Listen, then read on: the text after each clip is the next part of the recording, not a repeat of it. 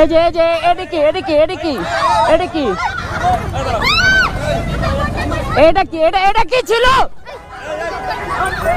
এই এটা কি ছিল? এই এটা কি করলো? এইটা কি করলো? এই যা এটা কি করলো? আল্লাহ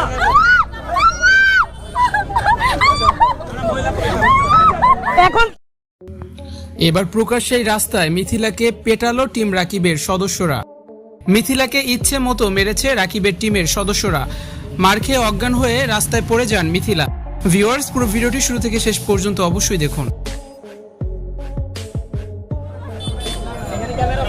একটু ধরো, এটা ফোনটা ধরো। ফোনটা বড় ফোনটা বড়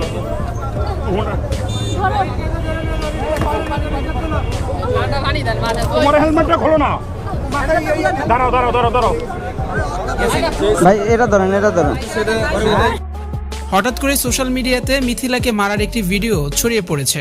রাস্তায় প্রকাশ্যে মারামারি করছেন রাকিবের টিম। মিথিলাকে পুলিশের সামনেই ইচ্ছে মতো মেরে রাস্তায় ফেলে দেয় টিম রাকিবের সদস্যরা।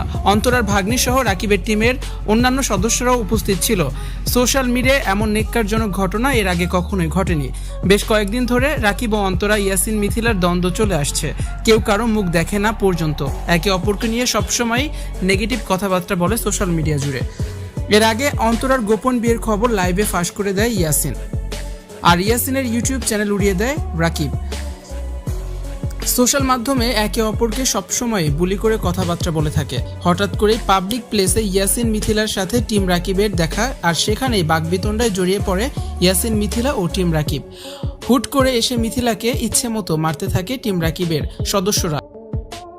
4-5 জন মহিলা মিলে মিথিলাকে ইচ্ছে মতো মেরে রাস্তায় ফেলে দেয়। পুলিশের সামনেই এই হতাহতের ঘটনাটি ঘটেছে। এরপর তড়িঘড়ি করে মিথিলাকে হাসপাতালে নিয়ে যান ইয়াসিন হোসাইন। একটি লাইভ ভিডিওতে ইয়াসিন হোসাইন জানান, বিনা পারিশ্রমিকেই এত বছর রাকিবের সাথে কাজ করেছেন তিনি।